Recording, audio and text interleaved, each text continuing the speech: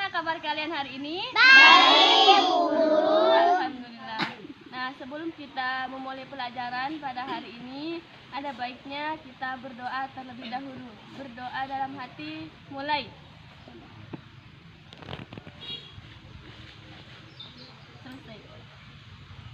Amin. Sebelum Ibu Guru memberitahu apa materi kita pada hari ini, Ibu Guru akan memastikan kehadiran kalian terlebih dahulu. Rizka Nur Hidayah, Hadir. Dira Julianti, Elia Nur Lutfiatin, Hadir. Mulia Sari, Hadir.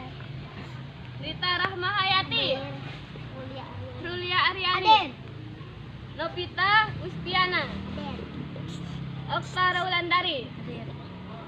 Gina Salsabila, Hadir. Irna Yanti, Hadir.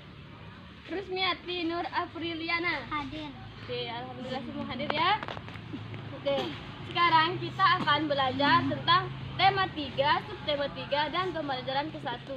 Di mana materi yang akan kita pelajari pada hari ini, yang pertama, menentukan isi teks eksplanasi ilmiah. Yang kedua, perubahan sosial budaya dalam lingkungan masyarakat, khususnya di bidang ekonomi.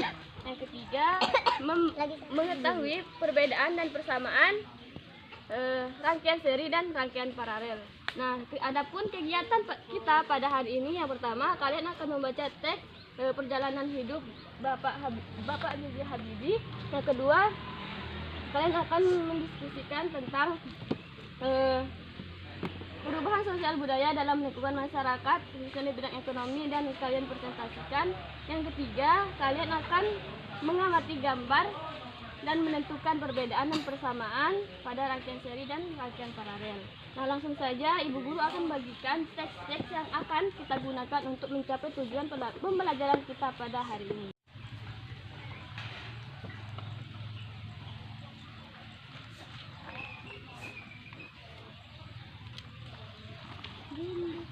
Nah, sekarang kalian baca teks tentang disiplin dan kerja keras, awal dari sebuah inovasi yang cemerlang.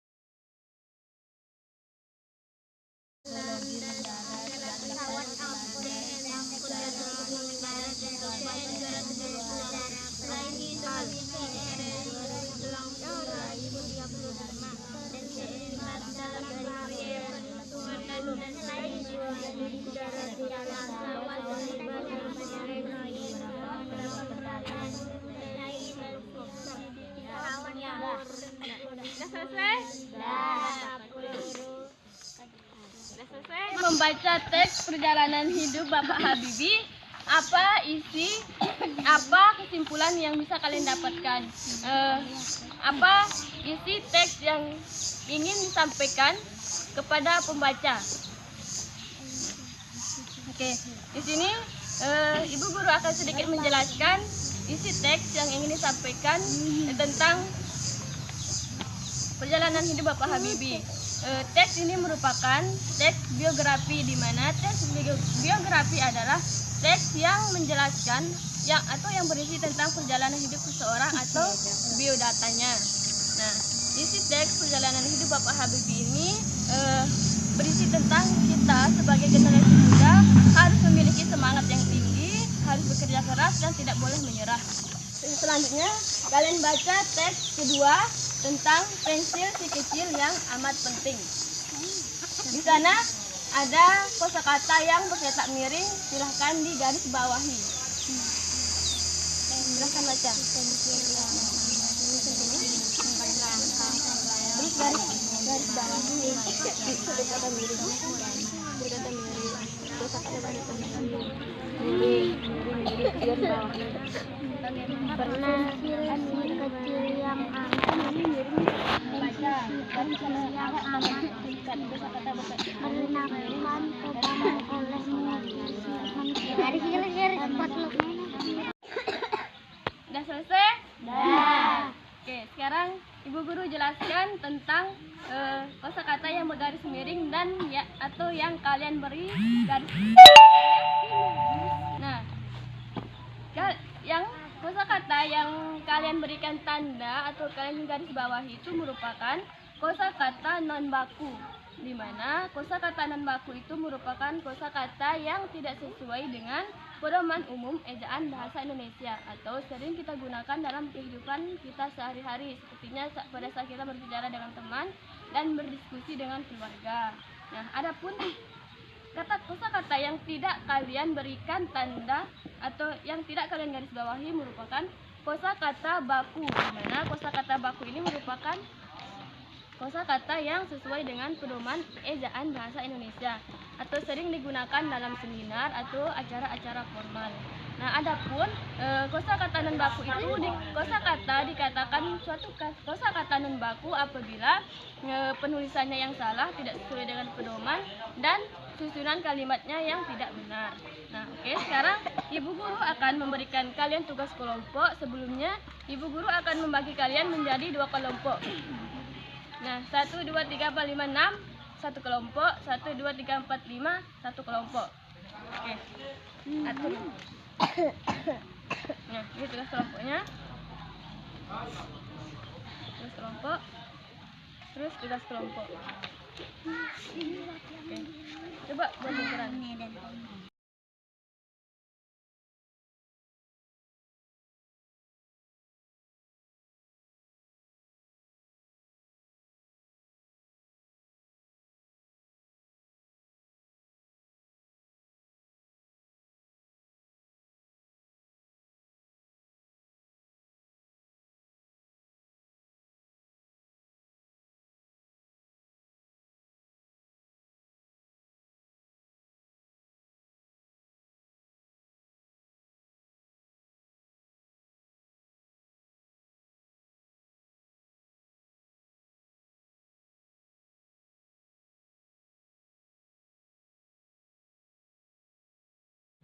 Sudah selesai?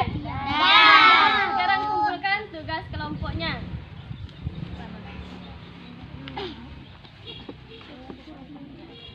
Oke, selanjutnya buka lembaran yang gambar-gambar yang IPS.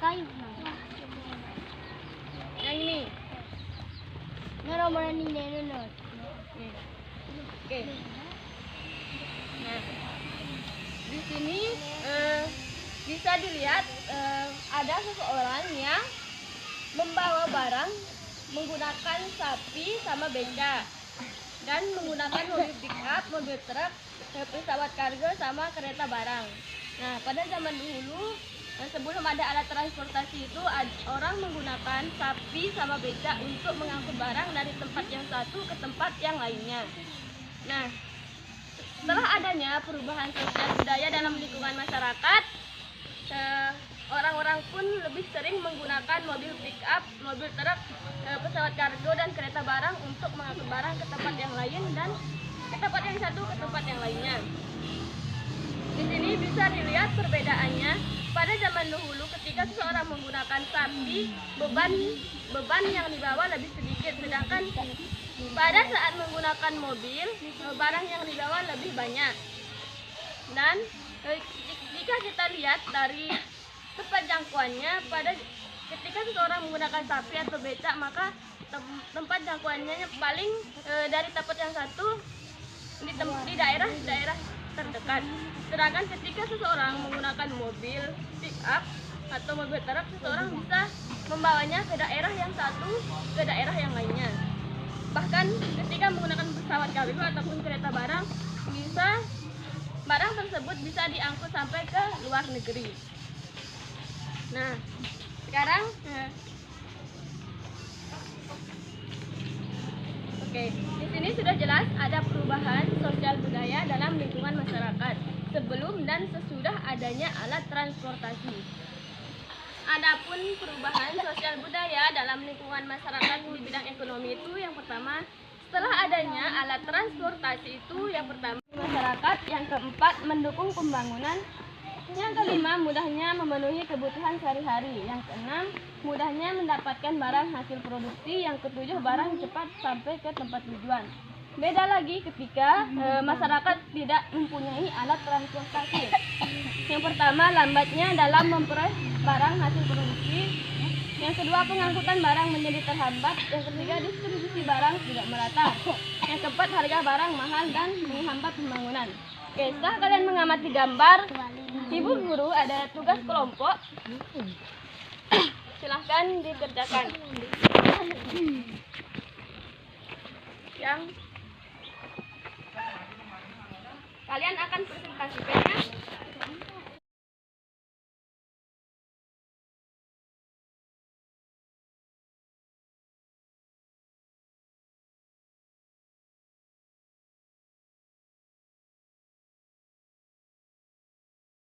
Sudah selesai? Kalau sudah selesai, sekarang kelompok 1 silahkan presentasikan hasil diskusi kelompoknya. Assalamualaikum warahmatullahi wabarakatuh. Waalaikumsalam warahmatullahi wabarakatuh. Saya akan mempresentasikan hasil dari kelompok saya. Ada pabrik di Pancor mengirim barang dengan mobil ke sebuah toko di daerah Sakra, dan karyawannya mengangkat barangnya dengan argo ke gudang, dan keesokan harinya barang tersebut dijual ke masyarakat. Tepuk tangan. Selanjutnya kelompok 2.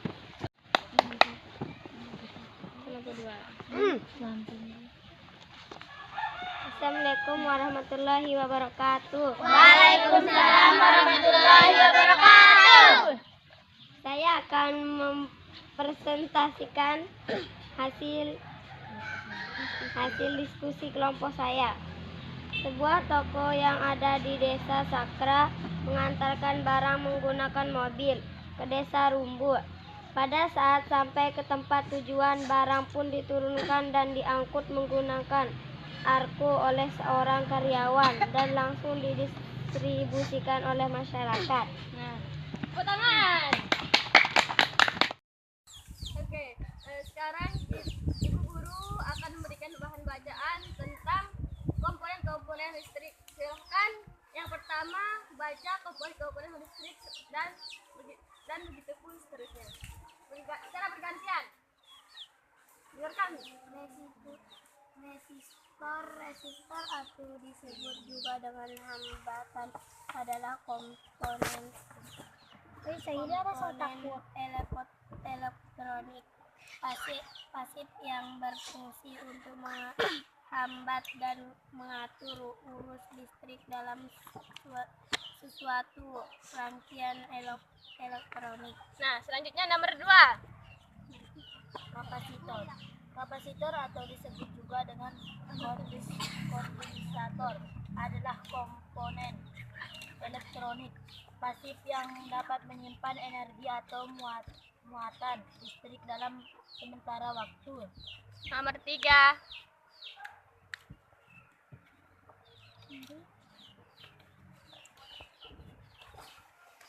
Induktor atau disebut juga dengan kumparan adalah komponen elektronika pasif yang berfungsi sebagai pengatur frekuensi, filter, dan juga sebagai alat kopel penyambung. Nomor 4.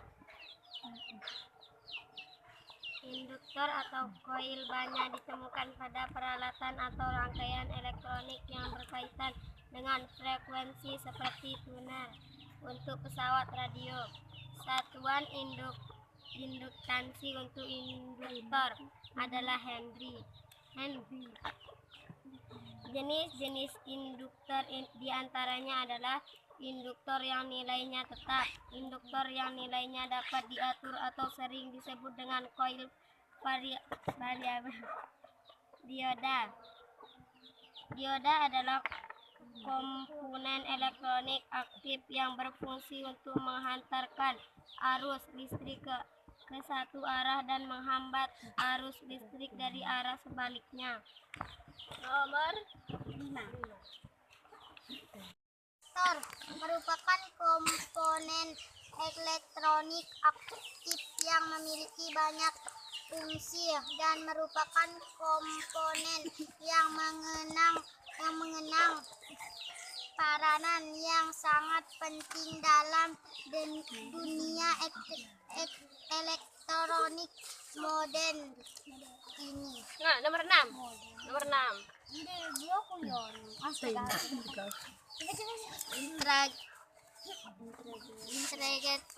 Integrated circuit adalah komponen elektronik aktif yang terdiri dari gabungan ratusan bahkan jutaan transistor dan komponen lainnya yang diintegrasi menjadi sebuah rangkaian elektronik dalam sebuah kemasan kecil. Nomor 7.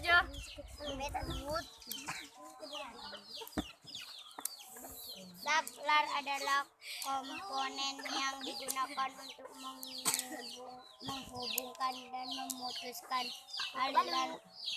aliran air listrik. Nah, oke. Itu yang terakhir ya. Nah, sekarang tugas terakhir sekarang pada teks yang pertama yang udah Ibu Guru berikan. Sekarang kalian amati rangkaian seri dan rangkaian paralel. Nah, ini LKPD-nya. Jawab di sini. Apa perbedaan dan persamaan rangkaian seri dan rangkaian paralel? Nih, teks yang apa perbedaan dan persamaan?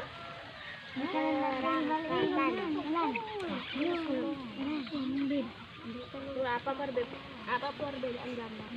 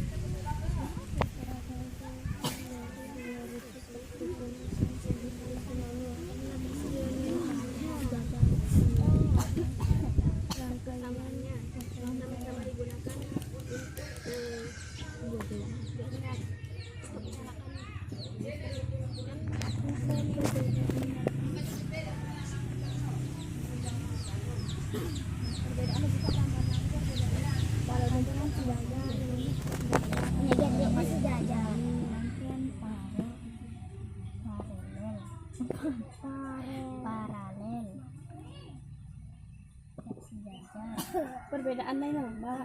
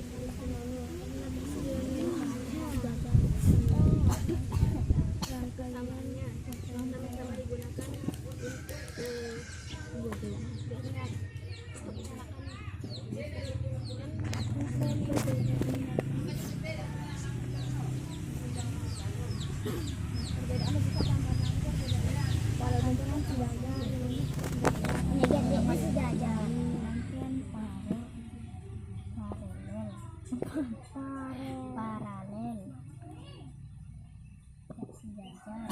Perbedaan lain Mbak.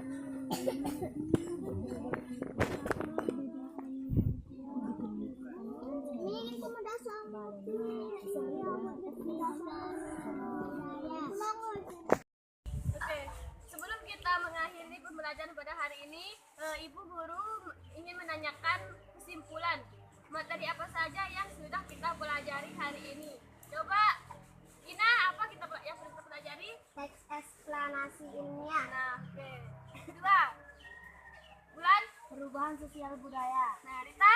Persamaan dan perbedaan rangkaian seri dan paralel. Dira? Komponen listrik. Nah, oke.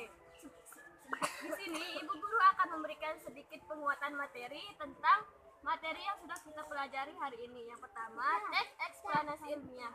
Di mana teks eksplanasi ilmiah merupakan teks yang menimbulkan sebab akibat, baik itu dari alam, sosial budaya, maupun yang lainnya. Yang kedua, perubahan sosial budaya dalam lingkungan masyarakat, khususnya di bidang ekonomi.